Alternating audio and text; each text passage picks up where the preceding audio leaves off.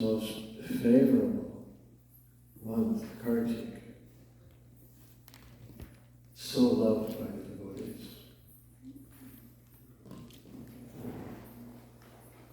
And so loved by Kartik in return. And that exchange, that dynamic of love of the devotees for Kartik and the love of Kartik Kumari for the devotees, it attracts Krishna's pleasure. It nourishes his delight, and it makes him so pleased. And if that's too esoteric for you, you can experience it practically during this month, when the slightest spiritual investments reap the greatest transcendental rewards. And this is due to the pleasure of the presiding deity, Lord Damodar, whose heart is ruled by the Queen, and therefore her name, Kartik, is inseparable with his, Damodar, as the presiding god and goddess of this month. How do we, practically speaking, discern Krishna's pleasure? You can see examples in bygone days of kings and queens who ruled their various kingdoms. If a king or a queen, or the couple together, receives some news, such as, you will receive a son, they might well reward the messenger so lavishly, with wealth totally out of proportion for his investment. He just delivered a message. Of course, we see that in Krishna book, so many places. When Devaki, who represents the disciple, who had received Krishna from the heart of Vasudeva, who represents the Guru, and she gave birth to Krishna, representing Krishna consciousness. Vasudeva was so elated that even though he was shackled in Kamsa's prison, he mentally gave so many cows in charity. Similarly, we see in the month of Kartik, Krishna's overflowing pleasure, evoked by the relationship of the devotees with Kartik Devi, her motherly affection and nurturing of their bhakti, and the relationship between the devotees.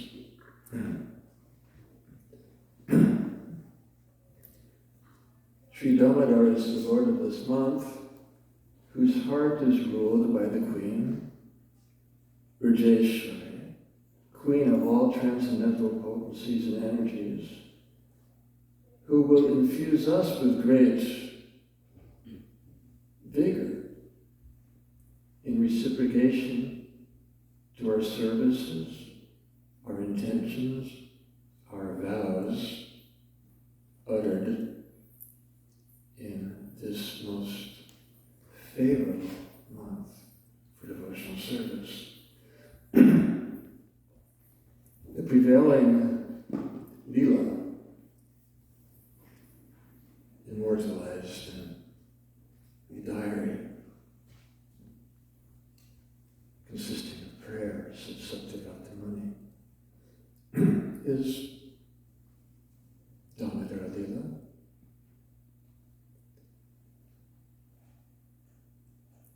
Which is a Vatsalya reflection of a Madhurya archetype, being the time that Krishna was late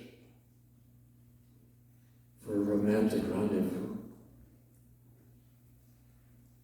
And as a playful form of so-called punishment, his Priyati bound him with a flowering vine to keep him captive in her heart.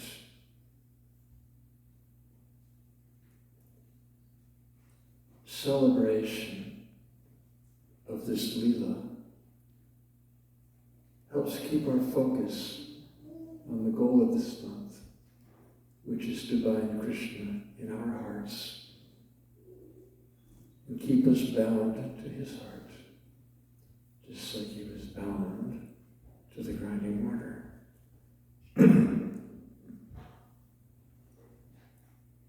The pastime of Bilva Thakur illustrates this dynamic beautifully. When he was blind on his journey to Vrindaban, and was so grateful for the services offered by an unknown cowherd boy. Upon reaching Vrindaban, he realized that was Gopal. And then Gopal, in his natural pattern of enhancing our love, withdrew. Bilva Thakur was grasping, and Gopal was letting go. In those famous lines of Srila Bilva Thakur to Gopal, you may withdraw from my grasp. You can never escape from the core of my heart.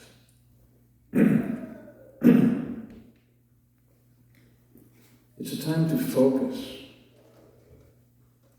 to minimize all distractions and diversions. As illustrated in Mother Yashoda herself, she was distracted by the milk, boiling over.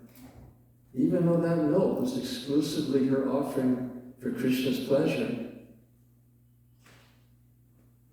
he wanted something else even more, and that was momentarily disrupted, which instigated the whole pastime of Damodar Lila. And Indra was distracted in this month also, in another way.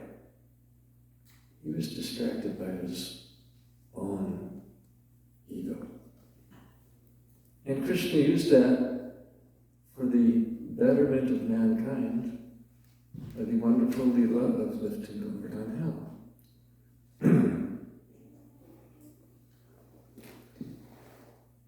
The lamps we offer to Damodar during this month are symbolic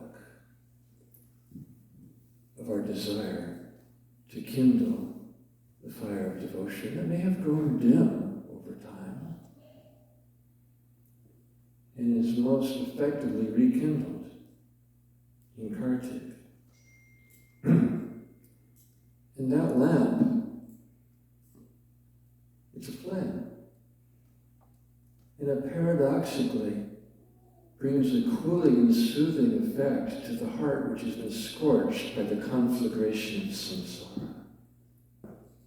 And the cumulative effect of the lamps we offer in as many Kartiks as we live in this world, the cumulative effect will, at the time of our leaving this world, illumine our path back to Godhead. It may seem dissonant that in this month, which is like a garland of most luminous leelas, there are days like today, the disappearance of Srila Narottam Das Thakur, followed shortly by the disappearance of His Divine Grace, Srila Prabhupada. And in that paradox lies the deepest mystery of Gaudiya Vaishnava Siddhanta, in which Krishna's presence is found more deeply, more internally in His absence, outwardly. And grants us entrance into a realm of such deep communion that death cannot sever and darkness cannot enter. Separation is not a goal in and of itself, even though we say that separation is the highest ecstasy. It's a reciprocation to nourish inevitable reunion, and the beloved is seen as more beautiful than ever, as seen through eyes of enhanced devotion.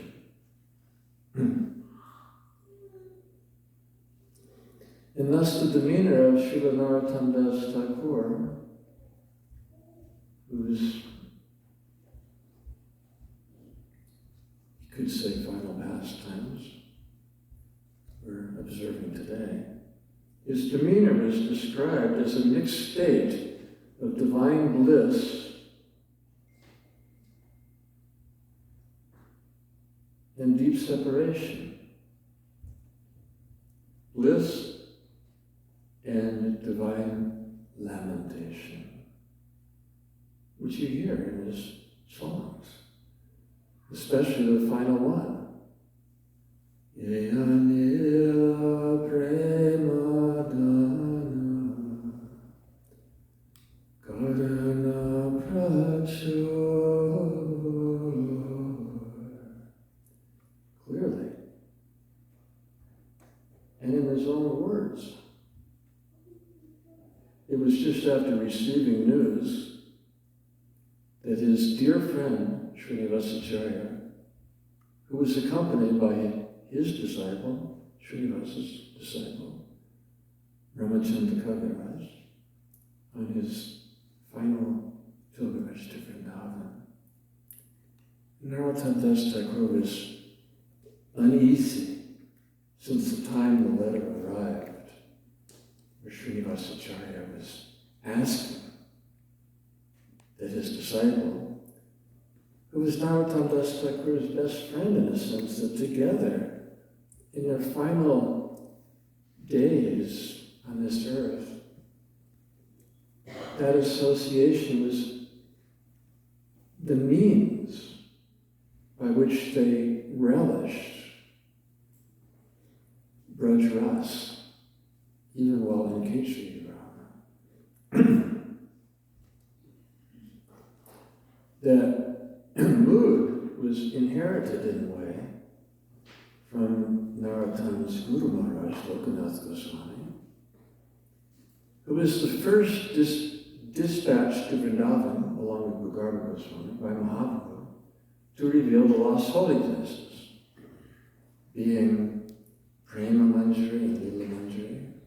From Braj Lila, they were quite familiar with the holy places and endeavored to restore them to a vision that the common man could perceive, and that they did not achieve so much success in that regard. Some, Lokanath Goswami established the temple of Radha Gokulananda, the worship of Radha Vinod.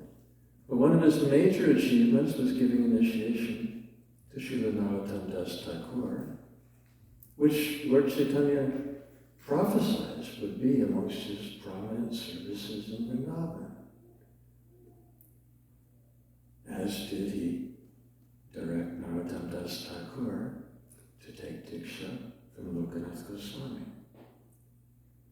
So Lokanath Goswami, in Vrindavan, hearing that Mahaprabhu had taken sannyas, responded much the way Swarup Damodar did became mad. Because Nimaya Nadia is the supreme enjoyer, Sri Krishna of Braj. Taking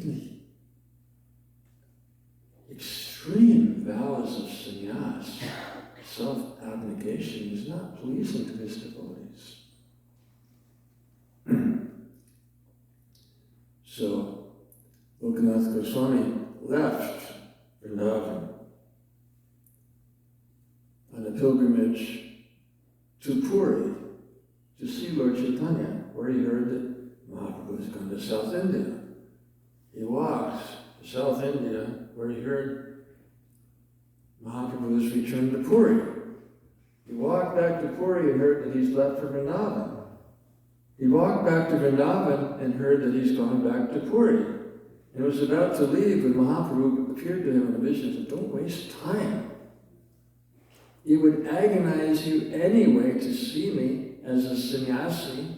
Take shelter in the inner remembrance of my pre-sannyas days and find your shelter and solace there."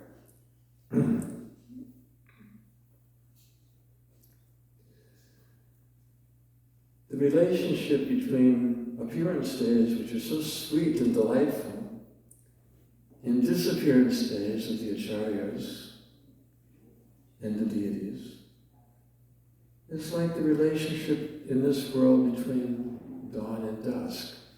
Both are displays of Krishna's artistic creativity,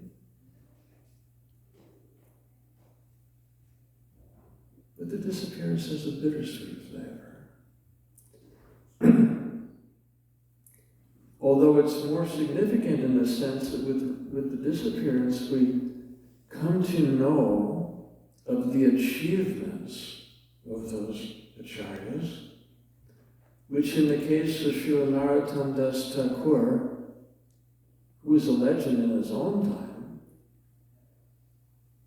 most people become a legend after their time, and people build monuments with the same rocks that they threw at them during their lifetime. Narottam Das Thakur brought a whole generation throughout the different provinces of India to the worship of Lord Gauranga.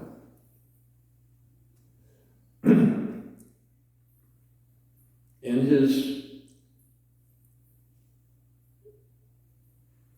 the testimony to the abiding merit of his songs and poems is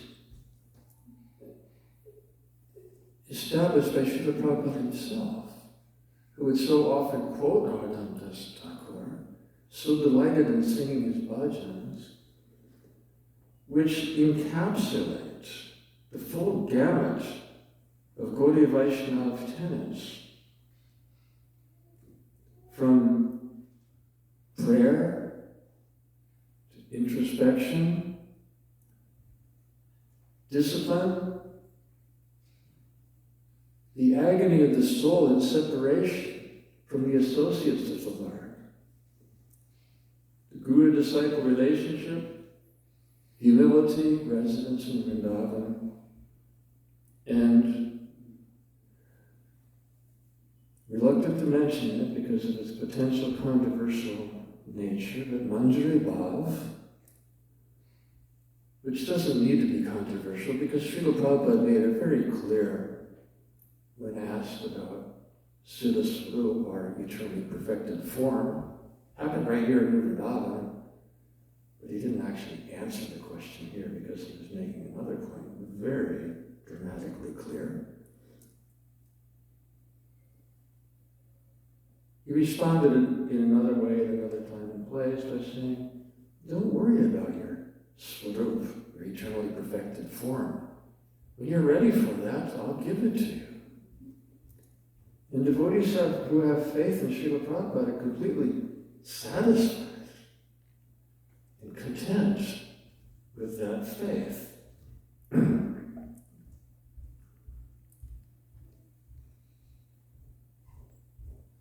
The disappearance of Srila Narottam Das Thakur, as we said, was prompted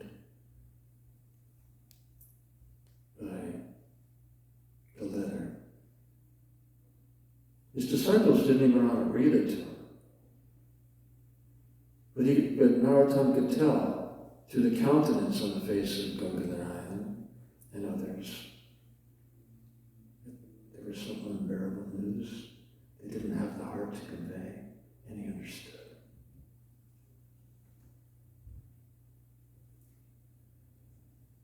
And how he expresses that divine lamentation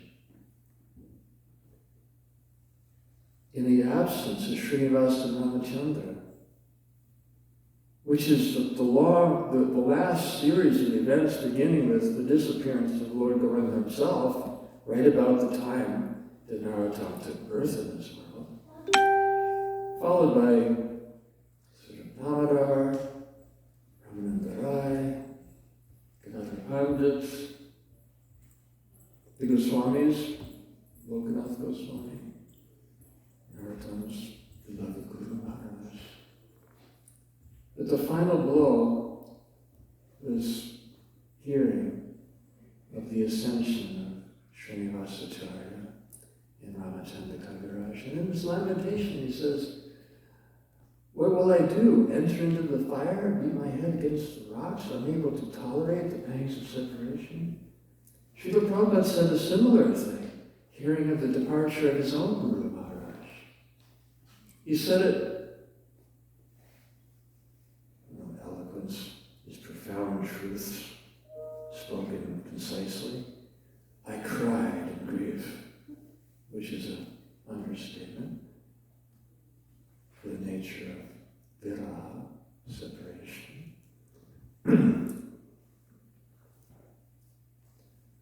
So after composing that final song, lamentation due to separation from the Lord and his associates, Narottam Das Thakur, can you imagine the grief of the disciples when he instructed them to build his funeral pyre? And then he ascended and lay down on that funeral pyre, instructing Ganga Narayan that when my life departs, simply ignite the fire. But unbearable instructions,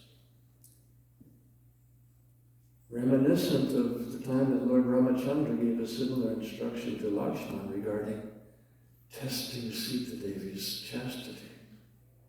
It went against, contrary to every grain in his being, which was the time that he vowed never again to become the Lord's younger brother, so he would have to follow such instructions. And therefore, the subsequent Lila of Gauji, the bigger brother, who could serve as a parental authority over Gopal if he got out of hand, which he tends to do.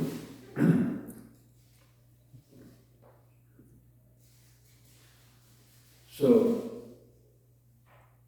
just about the time that it became apparent that Narottam's life had slipped away, another series of the long events of the caste Brahmanas. Because at that time in India, the caste system had infected the bones and marrow of society.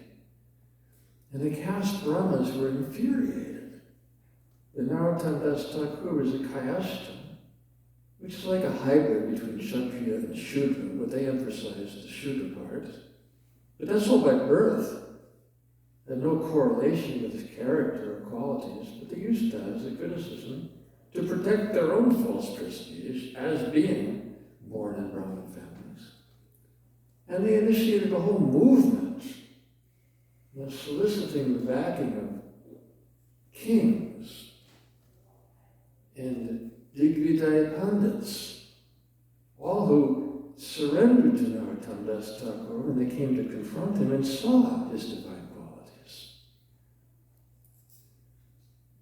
But when it appeared that he had already left this world, they took the opportunity to criticize. Look, he acted like a Brahmin, though in reality he was a Shudra, and now he's dying like a Shudra.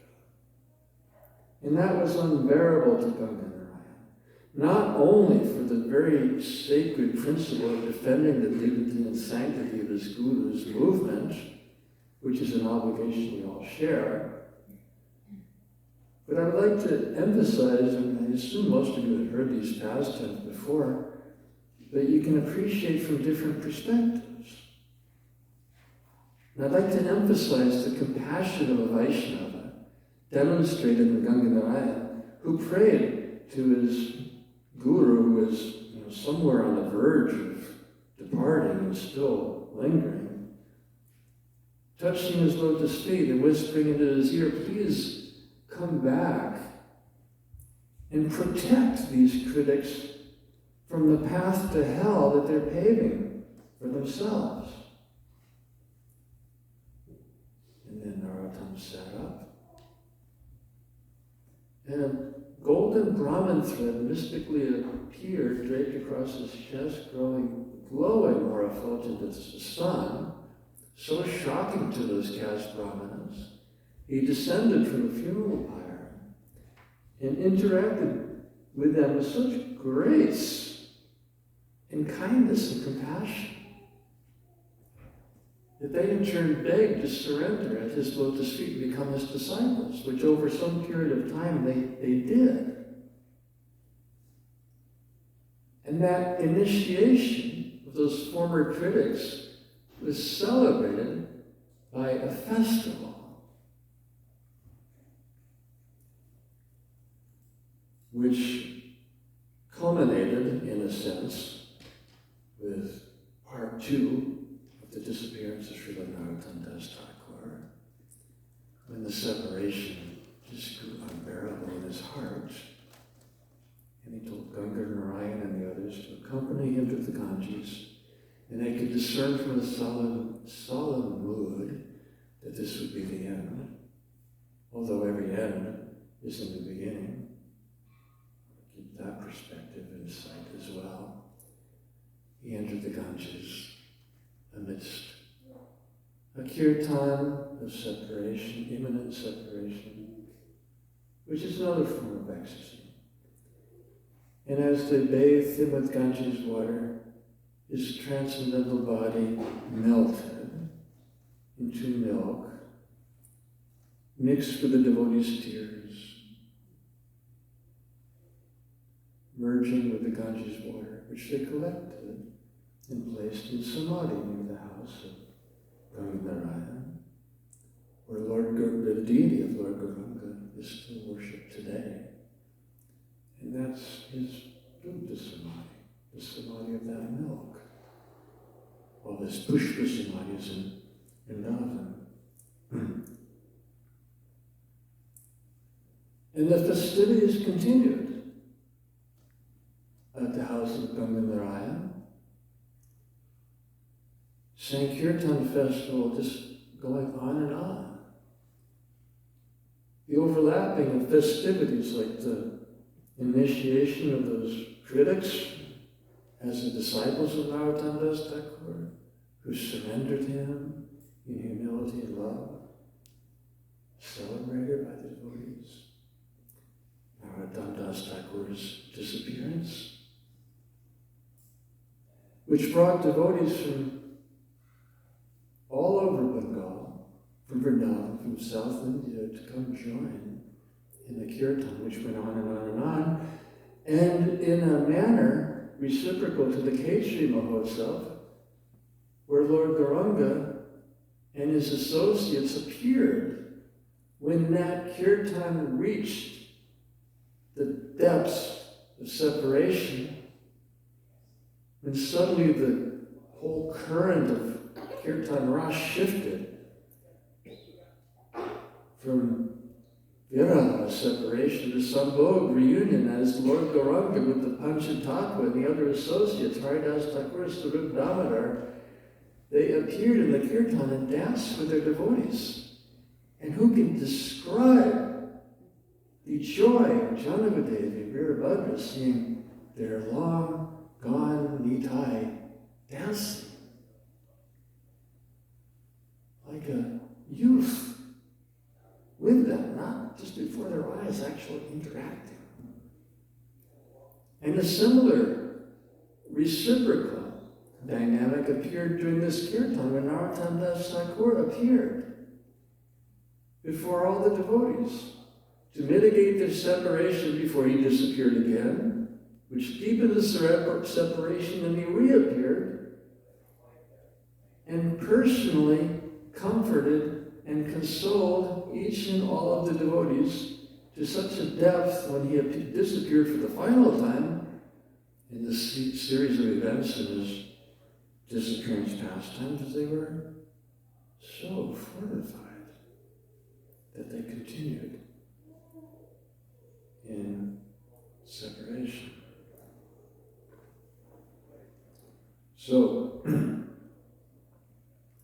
as the luster of the lamps we offer in Kartik, and the luster, the illumination imparted in the songs of Narottam Das Thakur, as these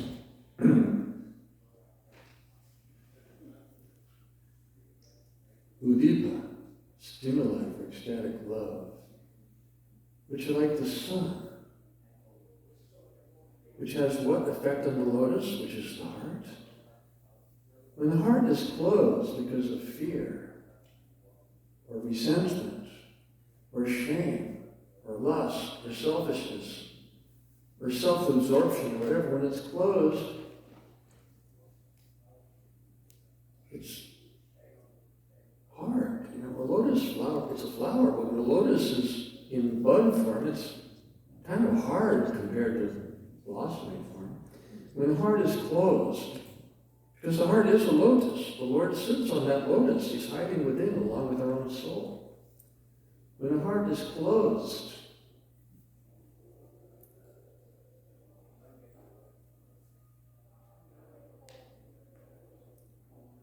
the inner movement to blossom is the spirit of gratitude, which is a response to the sunlight of Krishna's love coming down through the parampara. It's the interaction between, and gratitude is the attitude of receiving, ultimate state of receptivity.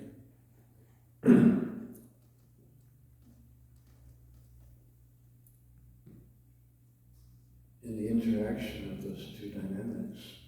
Krishna's grace, which is like the sun, the inner movement of gratitude, which is the nature of our soul.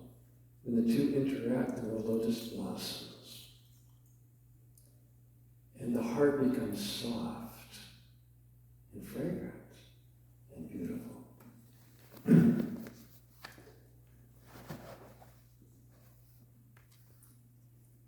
Guru Parampara is, you can appreciate it in terms of resonance. Certain gurus, certain acharyas, through their example, their teachings, their words, in the case of Narottam Das Thakur, so much emphasis on the songs and poems, Pradhana, and Prema Bhakti, Vilas, well that's the account, but his own collections of songs and poems convey the essence of Vedic mantras in simple Bengali that the common people could resonate with, and did, through the kirtans that prevailed through East Bengal and gradually spread to all the world through the efforts of His Divine Grace, our beloved Gurudev, Srila Prabhupada. So, may the resonance of his songs and poems stir our hearts to sing in gratitude, to awaken the love, and attract our hearts back to the shelter of the lotus feet of the associates of the Lord, which is the proper aspiration for all Gaudiya Vaishnavas. So on this most auspicious day, in this most favorable month, in the support of the Holy Dham, Pritam. Pritam is the name of Lord Chaitanya, the beloved of all living entities. Pritam Day, we all know. Srila Prabhupada's Bhai Charan Day. And Lord Chaitanya, he was also named Vadadesh, he who appeared in the best of lands, which was West Bengal, but his ancestors and so many of his associates came from East Bengal. Vadadesh, the best of lands. And it is only by great fortune that one could take birth in such a land, as did Pritam Prabhu. Pritam Day, who today is taking his vows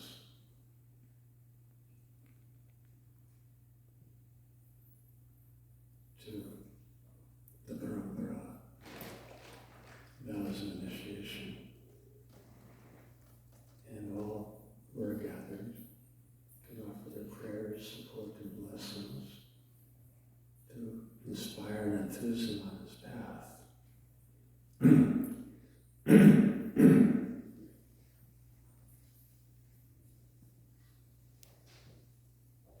Thank you very much.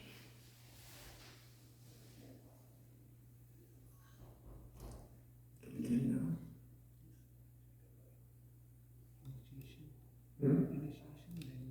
Initiation is now.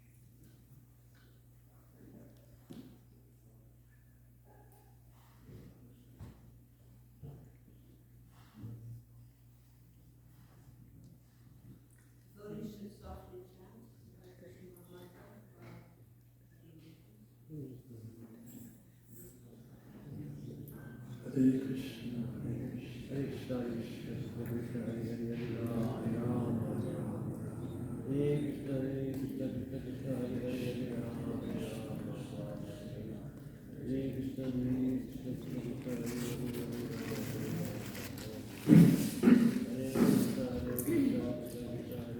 Hare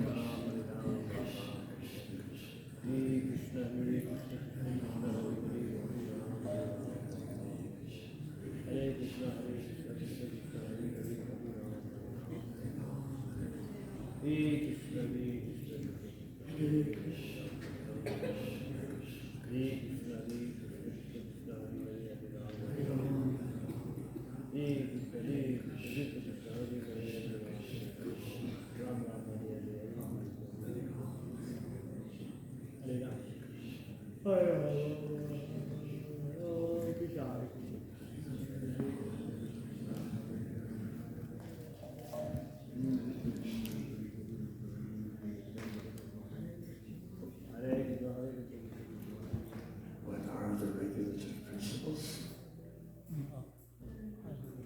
The 4 different principles that we strictly follow are no meat eating, which includes fish and eggs, no gambling, no intoxication, and no illicit sex. And they will also chant 16 rounds of Muhammad radically. Serve the servants of the servants. Yes, I will also serve the servants of the servants and stay faithful to Srila Prabhupada's mission and not do anything that would bring disrepute to him or his priest. You never leave your Vrindaban. You least in spirit.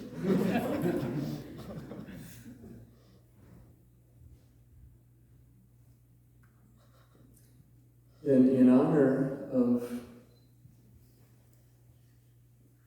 the gift of Srila Thakur,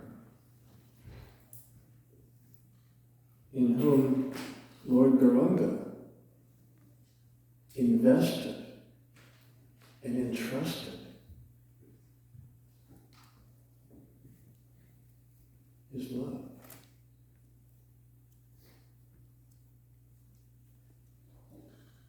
Which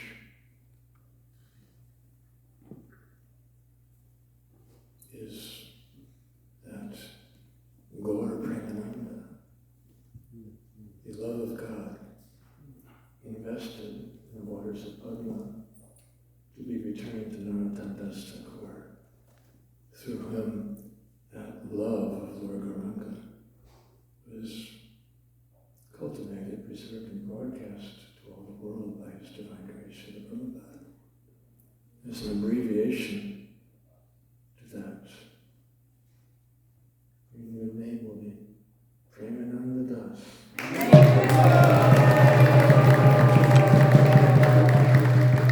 Which is an abbreviation for Gaur Premananda Hari Hari Bol.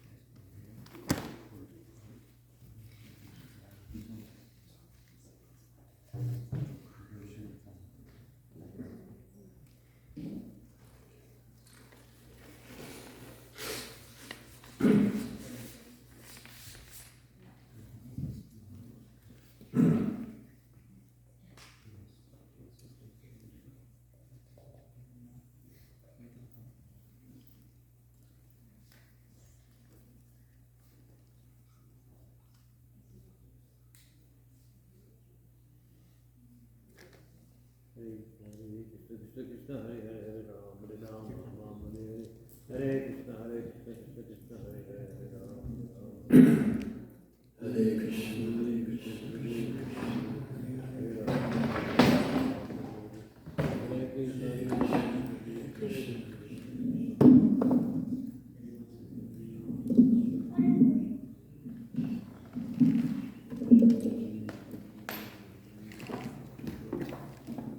Hare